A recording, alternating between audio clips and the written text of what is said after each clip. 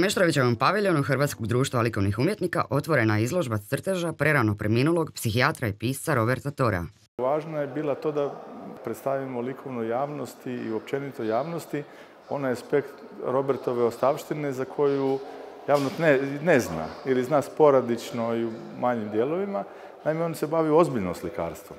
To je bio ozbiljan dio njegovog života i to smo nekako ovom izložbom htjeli pokazati.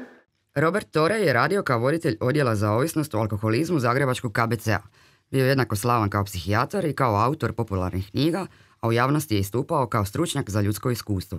Robertove slike su dosta teške, teško ih je gledati i zato ta motivacija u vremenu teškoga stavljamo nešto što je lijepo, što se da čitati, a nije na prvu lijepo.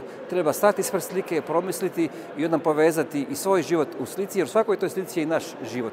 Robert Tore je govorio da njegove slike poručuju sljedeće.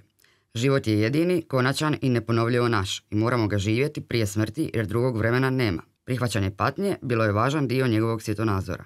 Patnja za Roberta Torea, o njegovom konceptu razmišljanja njega kao cjeline, je bila pokretač, bio je napredak, bio je rast, bio je izvor života i postojanja. Onaj ko nema patnju, a mi danas živimo u vječnom životu, homo ludensu, čovjek koji se igra, koji uopće ne bi trebao patiti, na tome se razvija ogromna industrija, Robert je bio protiv toga. I njegov je mentalni, emotivni, stručni bio krik kako pokazati, ne kao psihijatar, nego kao intelektualac, da mi kao društvo, kao pojedinci idemo u krivo. Istodobno mračna i vesela, pitka i osebujna, izložba Mjesto okupljanja Roberta Torea može se razgledati do 25. veljače.